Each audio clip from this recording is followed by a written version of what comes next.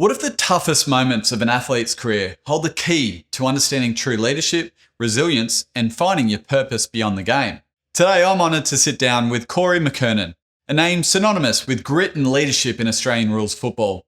There's a decent chunk of footy chat in this one for the AFL nuffies out there, like me, but our conversation also goes far beyond the field. We dive into a chat about parenting in today's world, pushing back against the modern participation award mentality, and the profound influence of Dennis Pagan and the North Melbourne Football Club's glory days on culture and leadership. Corey shares his unique perspective on controversy surrounding his Brownlow medal ineligibility in '96, and beyond football, we explore the invaluable lessons he carried from his AFL career into his business world and why he's now so passionately advocating for mental health and well-being. This episode is packed with insights, honesty, and a powerful message for anyone navigating life's challenges. Let's get into it. Corey, thanks for joining me. Thank you. Can you tell me one of the most difficult moments of your life that in the end was a bit of a blessing, and what did you learn from it? Look, I think if you're going to talk to kids or any advice out there for a lot of people listening, I think sometimes the most difficult things at that time you think you're going through end up probably being, well, not probably, they're nearly always your biggest learning opportunities, but you don't even realise that at the time. Like I could rattle off 5 or 6 things that I know that I've been through that have probably in the end formed where I've now ended up today. Like the game where I ended up with 0 possessions, which is one of the most, like even if I watch the footage back now, it's a pretty triggering moment. But because of that, that's why I probably also love what I do with Walk With Me and the Reset Sanctuary and all the things that I do now. I never want to see people go through those situations. So you learn out of those things and other things that I've been through, whether it's been business or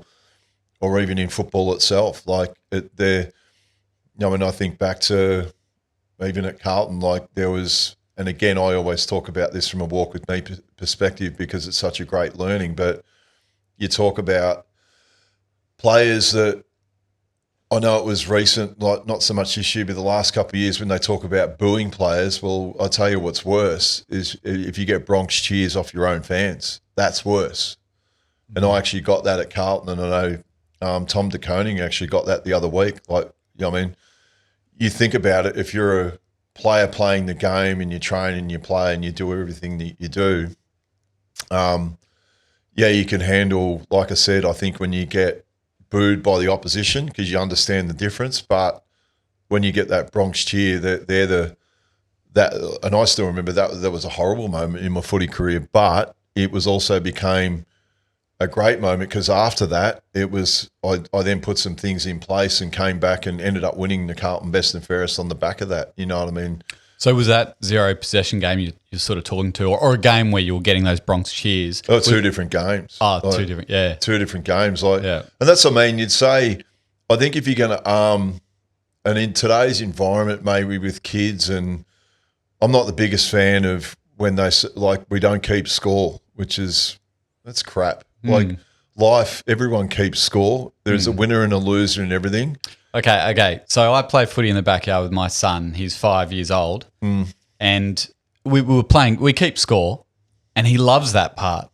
But if he loses, he doesn't like that part. Yeah, but it's good for them. Yeah. So do you as a parent, do you win though? Or do you win and let them lose and just get that feeling happening? If we play competitions, no, you're going to beat you in your own right. Because what happens when you finish school and you go for a job and you've had no resilience, and then all of a sudden little Johnny's got to deal with the fact that, hang on, it can't be always, just because I tried that I should get something. It's got to be, well, hang on, sometimes you do try and you do everything right, but then it's only with the sting of losing that you'll really put it under the magnifying glass, and you'll go, if you're really honest with yourself, you'll probably go, hang on, no, I didn't actually do everything right. So it's actually, again, there's learnings and opportunities all the time, but I think in today's environment where you hear stories about we're not keeping score and participation trophies, as you can tell, I'm not the biggest fan. Like, even though I do a lot of work in the space of mental health and things like that. To be honest, I think it's better for your mental health that you can be more honest with yourself and more resilient. It does. It's going to make you more resilient. Yeah. And I use that example probably if you come out of school and you haven't had to deal with failure. And like I said, if I'm talking to anyone now, and if they're going through a tough time, you're trying to tell people that this is nearly your biggest opportunity in your toughest moment. That this is where you'll actually get your biggest learning in these situations here. And again, I know from playing footy, when you're going well, everyone wants to be your friend and everything's great. And you know what? It's like everything in life. Winning masks over absolutely everything. But it's only when you lose or you don't get what you want, then you really put it under the microscope and go, well, hang on, there were a lot of gaps in there. And if you're being honest with yourself, that's what usually shows up from those learnings. You're a father of 4 girls. What's your parenting style with them, and how do you sort of support them with competition and with failures and all of the things? To be honest, it's only little things like even my eldest daughter goes to Cal Berkeley in the United States. She's got a rowing scholarship over there. And like even with things like she's in a bit of a high-performing environment, but it's probably now trying to get her to focus on the little things. They're all in different stages of where they're at. Like when they're first coming up, it's more encouragement, trying to teach good habits, like these sorts of things. I think that's with everyone out there. And again, you talk about with your kids or anyone's kids, I would say, yeah, there is no secret sauce to being successful. It's usually you're just finding they're doing lots of little habits. I'm nearly sounding like Dennis Pagan in a way, my coach, but a lot of those repeating habits over and over again are nearly going to add up to being successful. And that's all I've ever tried to tell them in different situations. As long as if they're playing football or netball, I sort of sit back a fair bit and just let them play, let them have fun. But then once it starts to get a little bit more serious, if you can have a word here or there to go, well, hang on, why don't you go and do some extra skill sessions, or why don't you go for an extra run? But then with Zoe, my eldest, she's now at the point now, it's like, hang on, how do you get a lot more balance with what you're doing? Like I admire her because the schedule that she's got, it's imagine being an AFL player, but you've got full-time study at the same time. It's not like the benefit of when you play AFL football that you're finished for the day or you've done your meetings and you can go and play a game of golf and have well-earned time out. The schedule that she has to do in America is incredibly tough. Like you're still expected to maintain your grades, but yet their schedule is like a full-time athlete. So, and even I've tried to say to her, like what we spoke about off the top before, it's like, this is a real good, this may be tough now, but I'm telling you, you get through this situation now, this is like your badge of honor to look back on to go, is it hard or is it as hard as that? Yeah. Like, because if you can do all your preparation and you're successful and you can get through that, this will keep you in good stead for whatever chosen career path you ever do, whether you become an athlete or whether you go into business. Your time management and how you allocate your time, this is going to be a great opportunity for you. What are your thoughts on that in terms of like, I feel like in the AFL now, it's very much about stepping away from footy and that hardcore training and everything to have that time to yourself and your own well-being. But back in your day, probably it was just train as hard as you can, go. Where do you sit on that? Not really. I think I probably discovered mine by fault. And again, this only ever happened by, I think, as I mentioned, some of the situations you go through. I played my best footy when I had balance, but again, it's only when you, like anyone, you get pushed into that red line zone that it's only then you start to look at, well, what am I doing?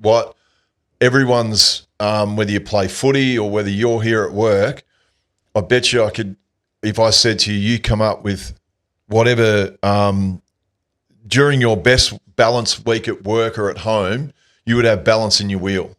Like you would look at it and go, I either went to the gym or I had time out, I did something with the kids, and that gave you balance.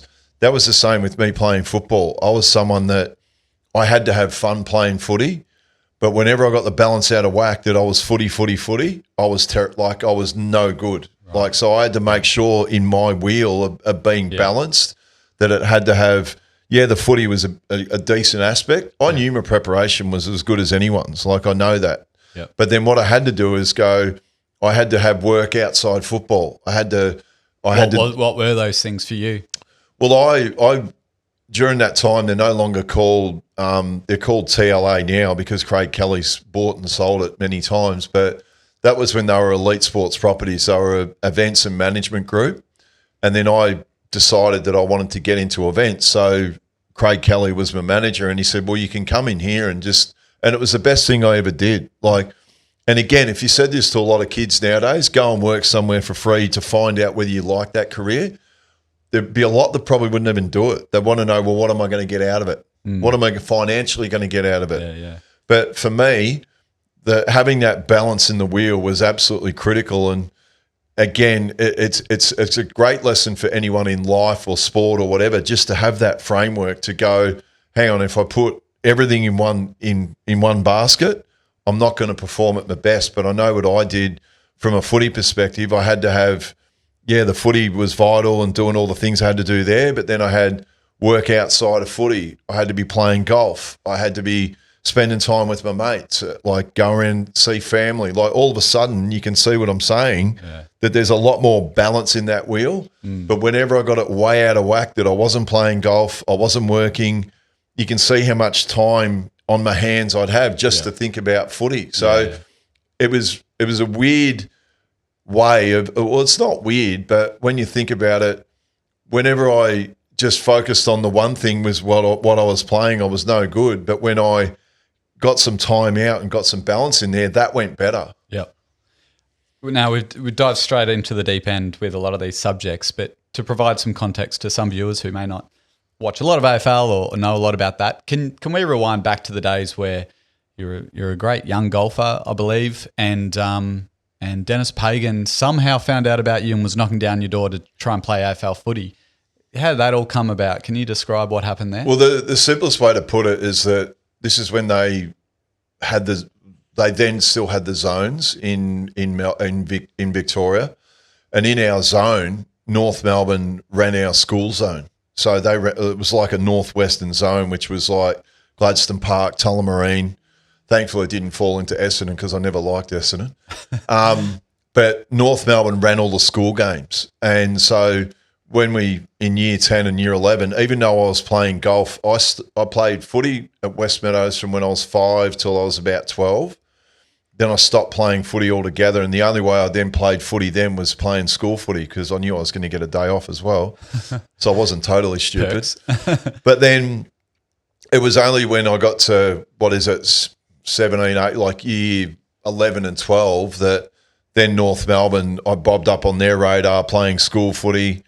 I had a good little existence going where I was playing golf most of the time, but then during the week, if there were school games on, it was perfect. You know what I mean? Because then, like I said, you got a day off. But then, eventually, I think, it was Dennis Pagan. He, through Greg Miller and Rowan Robinson, who were at North Melbourne at that time, and then they alerted Dennis Pagan, and probably for the first 6, it would have been about 8 to 10 weeks where Dennis was at me about coming down to North Melbourne, and I didn't want to. Where did he seen you play? It was just a school footy. He's watched you play school footy. Yeah, he came out and he was the under-19s coach then. Remember, he's not senior coach at this stage. And Dennis would. I remember we lived in Gladstone Park, and I tell the story that for those that are old enough to remember those cars, the Chimera. It was like a poor man's Commodore. But Dennis had a silver Chimera, and I remember he used to drive into my court in Gladstone Park, and if I ever knew that he was coming, I'd go and hide in my bedroom and say to Mum, tell him I'm not here. But in the end... Why is that? I just didn't want to play footy. I had no interest in playing footy whatsoever. Could have been North Melbourne. I didn't really care. At that point, I was... because you love golf too much. Yeah. Yeah, not too And then in the end, he got me on a weak moment. I think he said, just come down to training on Thursday night, which that was a rule that he broke anyway. He said, usually made everyone train twice a week. He said, come down Thursday, just train, see how you go, get picked on Saturday, go and play on Saturday. So I got picked. I I trained Thursday. I remember Lance Williams, who worked at North Melbourne, he said he doesn't do this for anyone. The only other person he actually did the same thing for was Glenn Archer. So he had pretty good, may have had a good eye for talent, Dennis.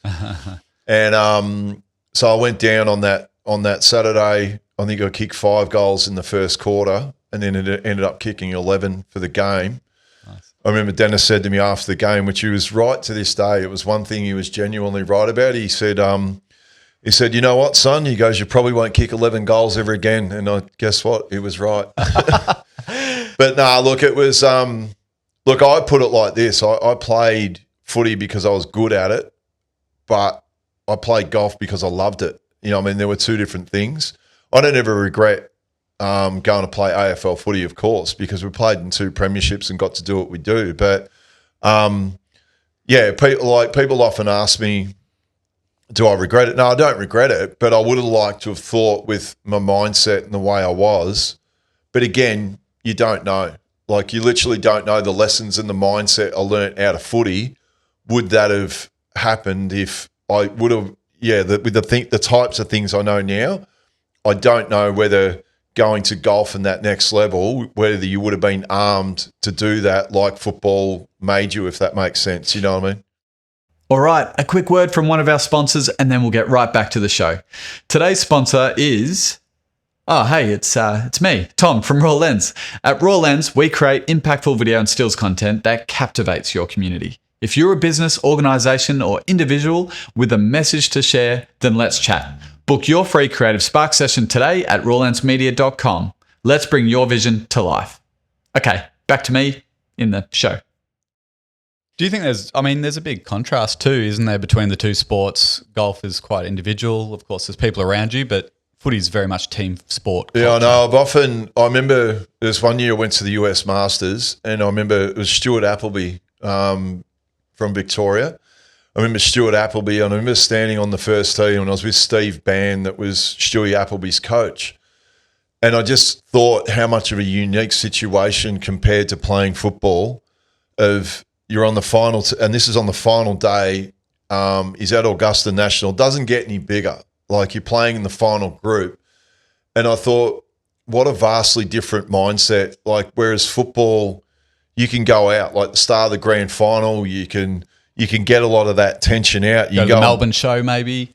What's that? You can go to the Melbourne show. Well, that was beforehand, but I'm talking like on game day. On game day, sorry. On game day itself, like, you think about it, you can really go and get that nervous energy out, go and bump someone, tackle someone, get involved in the game. But whereas golf, you're on that first tee and you're so insular.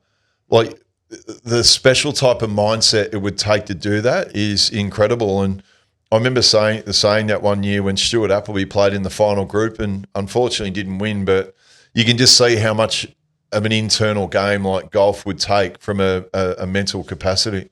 Absolutely. During those glory years of North Melbourne, mid-90s, winning grand finals, Dennis Pagan, what was the culture like, and what lessons did you learn off that group during that time? Yeah, I think with the benefit of hindsight, you maybe look. I'm forever grateful. I think with Dennis Pagan, it's probably the life lessons that he probably ended up teaching us all, and even hearing different guys that have been involved during that era. But I know the lasting legacy with me. Yes, we played in premierships and you did all that, but it's the things that you've taken into everyday life about, like, working hard, don't get in front of yourself. Like, even I joke with Dennis, I've still got it was like a North Melbourne 10 Commandments and I've been showing people in all the talks I do for Walk With Me, because it's one of the pillars that we talk about having structure and routine and having that sort of checklist I even spoke about before. That's a legacy of Dennis. Now, and with the greatest respect to Dennis, do I ever remember, like, the speech that you're going to, like, it was run through the brick wall stuff? Maybe not, but I think the bigger stuff that Dennis was so good with, and it was no surprise that you saw Dennis ended up being a really successful horse trainer, that he had a horse win the Derby. I wasn't surprised, because I know the way that Dennis prepares. Like, he would be meticulous about, he would get up at 3 o'clock in the morning. He would do he would translate that same sort of list into horse racing. Now, I wouldn't want to be the poor jockey that if you did a bad ride with Dennis, it'd be quite an interesting chat. But you can, I think, to answer your question, I think it's those things about preparation and routine and structure. They all sound very boring, but they're never going to get old in terms of having a checklist that if you follow all those little things for a long period of time, you're only giving your best chance to be successful. North Melbourne recently celebrated 100 years of the football club, and there's a beautiful moment where Dennis is on the field and talking to the team today. You were a part of that group. What was that experience like, and did it bring back memories for you? Well, I'm not taking credit for the whole thing. No, but I actually said to the club, I'd seen what Hawthorn had done with theirs, where they actually got everyone in the huddle. So I'd been at the club. I go, we've got to do the same thing now. To the club's credit, they actually took it to another level, and then they went to Dennis. And I think the way that they actually did it was pretty cool, because Dennis wouldn't do it if he didn't know that he didn't have the coach's blessing. Like he wouldn't have done it if he didn't know that Clarko was cool with it. Yeah. And the good thing was, like, I think the way that Dennis did it, to be able to do it when you looked at who was in that circle and with the current day players, and I don't reckon he could have nailed it any better what he said. Like, I think for those that don't know, they told him he had 1 minute. They gave him there was an extra minute due to the TV, because I think that he knew that he was going to go over. Yeah. But I reckon about 2 minutes and 15 seconds in, I know the marketing department at North were yelling to Darren Crocker. Darren Crocker was placed in that huddle to basically, as if to say, "Come on, Dennis, wind it up." But I thought, look, I don't think he could have nailed it any better. And I think there was a couple of little drive-bys that he gave him a little clip about what had happened the week before when they got belted by Hawthorn. But to do it off the cuff like he did was pretty special. So, we sort of got a bit of an evaluation of what Dennis is like as a character, but during those years in the 90s when you were playing, you were doing trips to the Murray River and Shepparton and going camping and having some fun with the boys. Is there a story there about you going for a little trip in Anthony Stevens' ute and picking up some milk and eggs or something? Do you know it was Stewie Anderson and I could have nearly died in a ute. We went and picked up the ute. We grabbed the ute, which Steve had only just bought, like this old shitty sort of Kingswood black ute. And you know what? To be honest, it was lucky it was the old Kingswood type ute that was the real sturdy version. And then Stewie and I decided that we were going to go into town and grab some stuff. And then we were going down a dirt road, and in the end, we weren't going that quick, but it was just the fact that we're on a dirt road, and then we ended up in a table drain, which wasn't the best thing to do. But you've rolled the car. We didn't roll it. No. We just lost control, went off the road, and ended up in a table drain. But it wasn't a good weekend, that one, because there were a couple other things that happened that weekend. And but it was also like during that time at North Melbourne. What else happened that weekend? No, there was a couple other things that you don't want to know about that weren't that good. All right. They were all above board, but there were things things definitely happened in threes, and there were 3 things that happened that weekend. Right. But look, it was also, as you mentioned, like North Melbourne during that time, if we had trips away or we did anything, like even in Melbourne after games of footy, there wouldn't be 1, 2 or 3 blokes there. There'd be 30 or 40 blokes there. You know what I mean? Like even our footy trip that we'd have overseas. Now, I know people roll their eyes at footy trips and things like that, but I know if I ran a footy club, I'd encourage them to go and do it, because I just think that you get everyone together.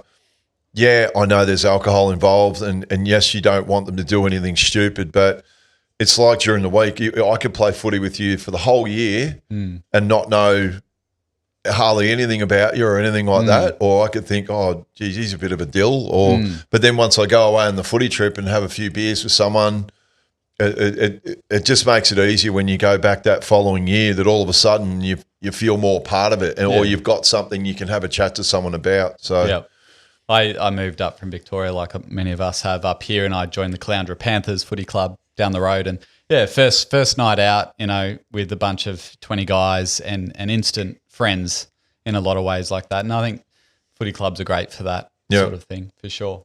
Now, I know it's been spoken about for many years, but the whole Wayne Carey, Anthony Stevens saga, from your perspective, how hard was that damage on you and other people around it, and how did you eventually move on from that as a club?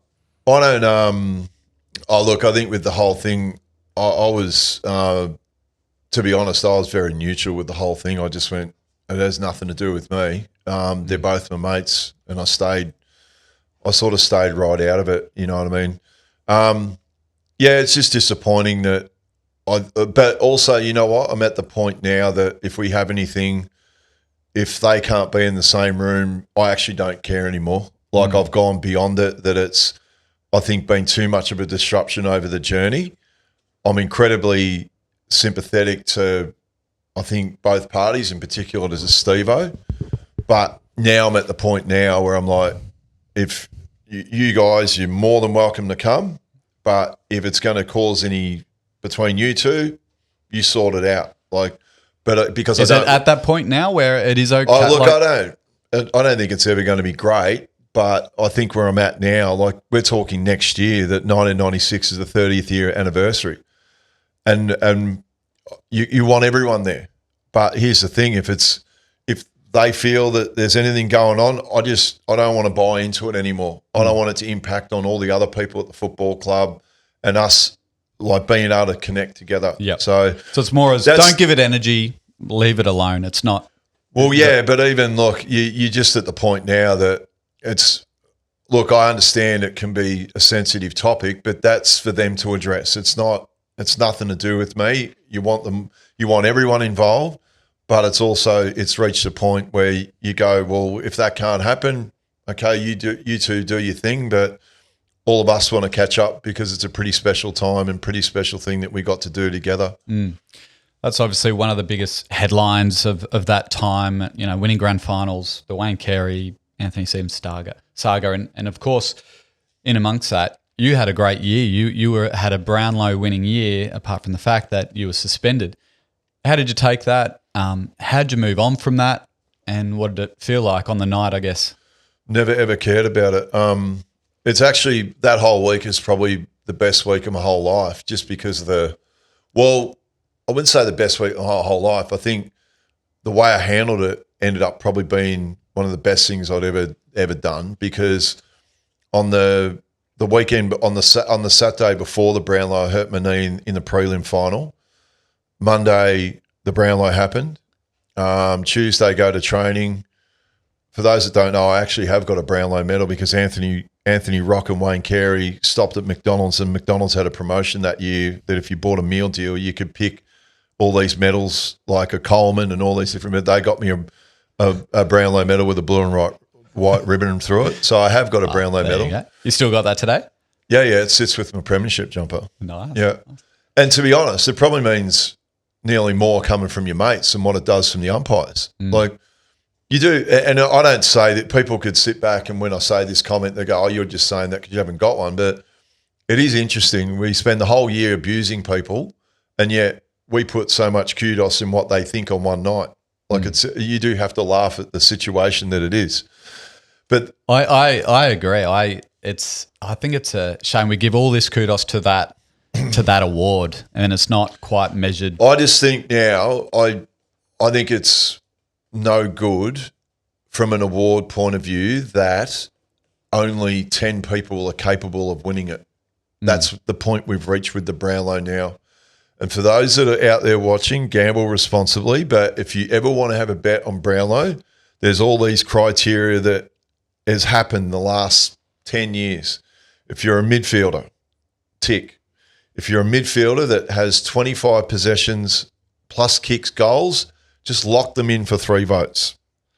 And you look at the players that are winning it time and time again now, like a Paddy Cripps, like a Lachie Neale, they're all the same type players. I I just think there's got to be a better way. How did you poll that many votes? Because you were ruckman for part-time. Well, forward. I nearly fit the bill of what I just said about. Because you covered so much of the Well, ground. no, because I was winning a lot of the ball and I was kicking goals. Like I kicked 35 goals that year, plus I was playing in the ruck. Yep.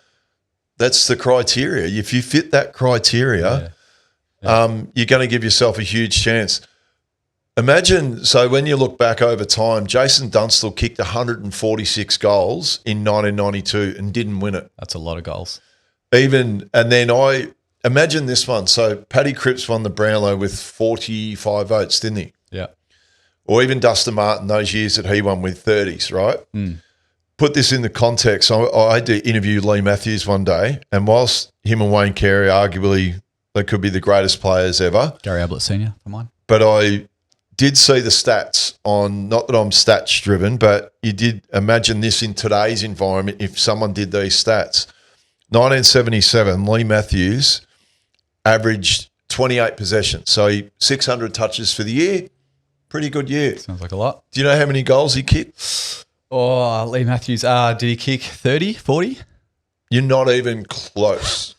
He kicked 91 goals. Wow. And averaged 28 touches. Wow. If that was in today's environment, it might get 66 votes. But he probably He had games. Got suspended, did he?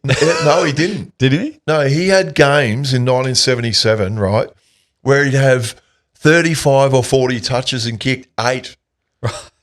But again, I know, look, we're talking about the Brownlow, but I just think it's, from an award point of view, there's got to be a fairer way. I'm not saying about me, but I'm saying in general, I just think it's wrong we go there on that night that all of a sudden if if Wiedering is the best defender in the competition, he may not get one vote. Now, is that where we've reached? Do you think the umpires should be the one to judge? Probably not, no. Because Who should be? Well, when you're out on the ground, if someone asks you who played well, most of the time, unless it was someone's had a mind-blowingly good game, you even then out in the ground, you barely notice. I just think there's got to be a way that I don't know. I'd often thought about it. I wonder whether you create a totally separate award all again. Imagine if you combine Brownlow, Coaches Award, and AFL MVP together, and you combine those three together, and then see. Yeah, true. But Who again, really is up there. But again, we're still probably we still could nearly come out the same because we're putting so much kudos on mids. And don't get me wrong, I'm not witch hunting mids, but what I'm getting at, and again, it could be like even the club best and fairest are a really good one. Like that all of a sudden, if you knew like where they sat in their own club best and fairest, it gives you a fairly good idea. You can't tell me that Jake, if I'm using Wiedering, right? You can't tell me in his own best and fairest, if he finishes all Australian, right, like last year, he's not finishing outside the top 10 of the best and fairest, is he? No. He's easily going to be in your top 3 or 4. So I just think there's got to be a better way that we can identify the AFL's best player. Yeah. We're not talking I get the different awards of the coaches one and AFL MVP and these different awards, but for something that is the league's best player, what are we saying to everyone else in the competition that literally only 10 blokes can win it? Yeah. That's all that can win it. Yeah. You can't tell me otherwise. It's a tough one, isn't it? It's hard to, with so many players and so many equally good players, it's a hard one to split. I know, how are we going for time? Because your daughter's got to go to athletics. No, carnival. I've still got about 25 minutes. Yeah. Okay, cool. As long as go by about 10 past. So we've had fun with the nuffies and the footy chat, and I love footy. I grew up with footy, and it was a big part of my growing up as well. So I appreciate that. But another big part of my life is business, which you've gone into post AFL. How was that transition? And do you enjoy that business environment?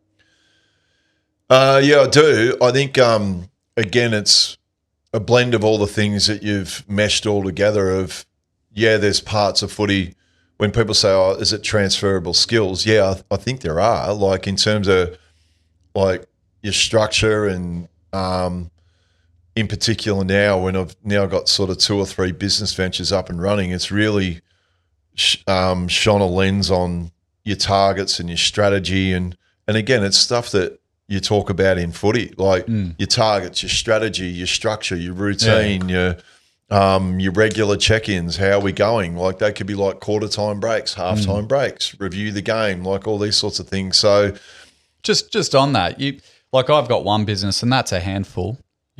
How do you do multiple businesses? Are you really good at outsourcing or delegating? I think look, it's probably, if I'm being really honest with myself, I'd say it's only gotten better over the last 4 or 5 years. Okay. And again, there's been work I reckon I've done on that as well. I've got a really good mentor, Gareth Lorigan from Institute of Strategic Leadership as well. So to be able to look at, like even your vision and your values of your business, and then trying to give everyone framework about how you operate and these sorts of things. Again, I think I've got better at now. You don't want to just go into business. You don't want to just buy yourself a job. I want to get to the point where you can be more strategic and work like sitting from the outside and being more like the coach or the pilot. You know what I mean? That rather than being in the nitty gritty and down in the hurly burly, you're trying to take yourself out more and more. And I try and do that from a daily routine point of view. Like I'll get up at, like this morning, I got up at 3:45. So it's not as if it happens, it just falls in your lap. What do you do when you get up in the dark at quarter? So I'll jump in the pool first. Our pool, for those that are listening, even in the Sunshine Coast, is still pretty cold this time of year. I'll jump in the pool, come back inside, do my meditation, and just go. Like the great thing I find by doing my meditation, and then I'll come up with my ideal day, what it then looks like. Does it always end up that way? No, it doesn't. But at least to give myself, I think, a really good chance that I'm creating my day from the calmest space possible. I know some people, would arguably say, oh, well, I'm a nighttime person. I don't know. I'm a massive believer in what you can do first thing in the morning. Like even if it's someone out there watching this, don't grab your phone. Don't go through everyone else's stuff before you look. Like take 15, 20 minutes, half an hour to, hey, this is what I need to do to look after me so I can then be the best for you guys. You know what I mean? So even if it's only one thing of I'm not going to look at my phone for the first hour whilst I'm up, even just little things like that can make a really big difference. Yeah. So your morning routine's really important to you. Yeah. And your mental health, obviously. What sparked that? You're an ambassador for many mental health you're an advocate, for mental health and well-being. Where'd that come about and why are you so strong on that? Well, I think I've always been, always looking at ways. Obviously, when you come from the footy background, they're always wanting to get better and find ways and tweak things. And so I'd always classify them as a student of actually getting better. But again, this probably no different to you. When I first come to Queensland, I didn't have a job this is now 7 years ago in November. And when I first come up here, again, for anyone listening, one thing on that, that change of environment made the world of difference for me. Like I was probably spinning my wheels a bit in Melbourne and was just doing the same old. And if you had said way back when that I'd move out of Melbourne, I would never have dreamed of it. But for me to get out of that environment, and then also the weather, as you know, makes an unbelievable difference. Like even this time of year, it's a little bit fresh in the morning, but it's an unbelievable place to live. So, all right, a quick word from one of our sponsors, and then we'll get right back to the show.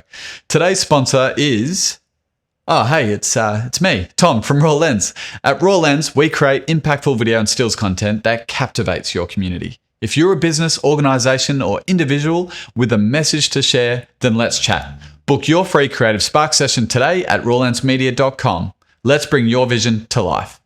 Okay, back to me in the show.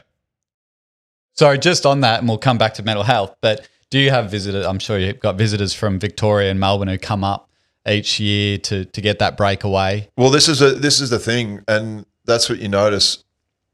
how good they feel when they come up and do that, and yet then you've got to go back to it. And I even know that this even helps if I go overseas, and if I've gone and done my master's trip or go and do great things overseas. Yeah.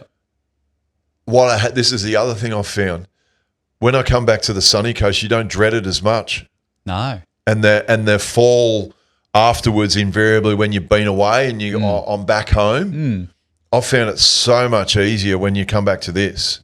Yeah. You know what I mean? Compared to going back to Melbourne, and if you've... Yeah. You appreciate it too, don't you? You do appreciate it. Appreciate home. But yeah, as far as then, I suppose in regards to mental health, full stop, like again, like I said, I was always a student and always trying to do things myself, but that's how I probably then started Walk With Me, is that I saw a headline in the Australian newspaper that the suicide toll was going to outstrip the coronavirus toll.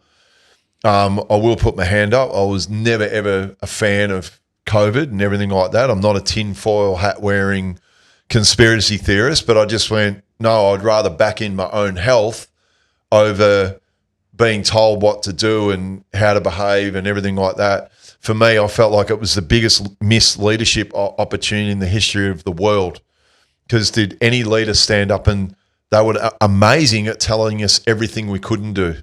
They never stood up and said, right, how about we do this? You know what I mean? It was all everything that we couldn't do. But when I saw the headline in the Australian newspaper that the suicide toll was going to outstrip coronavirus toll, that's when I went, well, okay, what can I do? And obviously at that time, everyone became very proficient in Zoom. And then that's where I came up with the idea. I called it Walk With Me. I did Zoom walks on a Monday, Wednesday, Friday at 7 a.m. I think the first year of the pandemic, we did 105 Zoom walks. Nice. And look, the whole way that we did those Zoom walks, it wasn't about getting on there and talking about what a prick Dan Andrews was, or it wasn't going to serve a purpose. It was about what can we get on there and what can I do? What can I focus on what you can do, not what you can't. Yeah. And some of that, that came from a footy background, but it was also going, hang on, what can we do to, I kept on using the words, what can we do to thrive through adversity? Like, what can we try and get out of it? And the thing is, as much as I had all the big name guests on there and had Jason McCartney, Eddie Maguire, a lot of big names, Dave Hughes, all these different people, but it was also the everyday people, what they were doing. So again, it was hard getting on there at different times, but again, there were some days I'd talk for 45 minutes and I had no idea what I said. But in the end, it was about, maybe it was that connection and accountability. And on a Monday, Wednesday, Friday, people knew that during that pretty shitty time that was COVID, they knew that they could get on Zoom and I could take them for a walk and a talk. And you know what? Even Wayne Swass said to me, he goes, you know what? If you help one person, you've done your job. And I remember going, come on, Swat, I want to do more than one person. Yeah. But for anyone out there, you don't know the power of actually, once someone says to you, hey, you've really helped me, it just, it does really make it all worthwhile. Like the amount of messages that I got during that time and unbeknownst to me, the amount of great momentum it also created in my own life. I had no idea by doing this free Zoom walk that it was going to evolve into,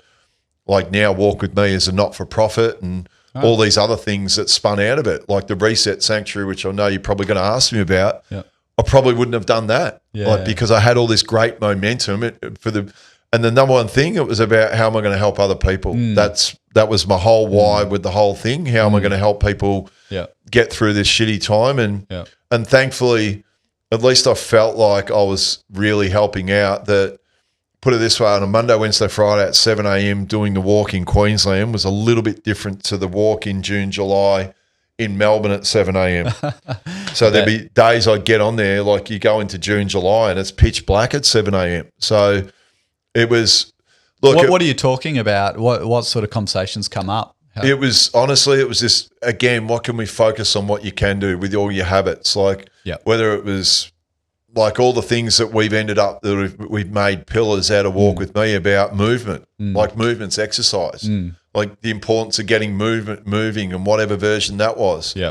Input, like input into your body can take on many different forms. Like it could mean the alcohol you consume, the food you consume, the media you consume. like we said, during COVID, or any day, if you want to get put in a bad mood, watch the news.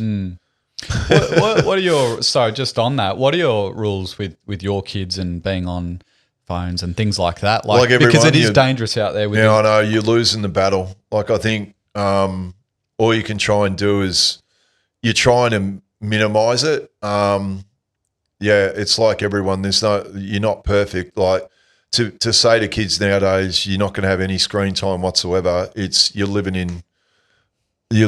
not living in a normal reality. But I think all you can try and do now is how can you? It's now like a bit of the reward thing of going, okay, well, if you do X amount of this, well then you can have some more of the screen time. But yeah, I think like everyone out there, it's a bit of a losing battle. And so speaking of the Reset Sanctuary, you've created an amazing space down there. I had a look the other day, and it's not just about, ice bars and recovery physically. Why have you created that space, and what is it? Tell us a bit about the Reset Sanctuary. Yeah, look, well, I think the number one reason why I created it, I went to a lot of different places across Australia, and what would I say? What I'd say, what we are, we're more of a proactivity centre. It's not saying it's just recovery is very maybe limiting. The tagline I'd come up with the other day, it was like to go from burnout, like from being burnout to great in under an hour, and like whether that's coming in for. And again, the other thing where we're vastly different, as you would have seen, we've got the communal area in there that you can come in, take your time, grab a coffee or a smoothie or a wrap, sit down, take your time. But then, you've actually got the sauna, the ice bath, the recovery boots. The other thing, which we're doing as well, we're going to get a lot of guest speakers in. So if anyone becomes a member every quarter, you get that included in your membership. So I'm nearly a bit critical of the sort of fitness or the wellness fitness type space that if you become a member of somewhere, I reckon 99% of gyms out there, you don't hear from them ever again. But whereas what I want to create, it's, okay, if you become a member, every quarter you get a guest speaker included in your membership that'll help you with your mindset or performance and we're going to which will have not only guests that are known nationally, but we'll tap into people from the sunny coast and could be someone on diet, nutrition, all these different things that, again, if we're constantly got that mindset about, okay, what are little things that are going to help me improve and perform better at life? Love it. Thank you so much for your time today. Just a couple more and then we'll wrap up. We spoke about this a little bit with your morning routine, but what does your life look like now? Or I guess, are you moving towards something? Like, what is the perfect day and life look like for Corey McKernan today?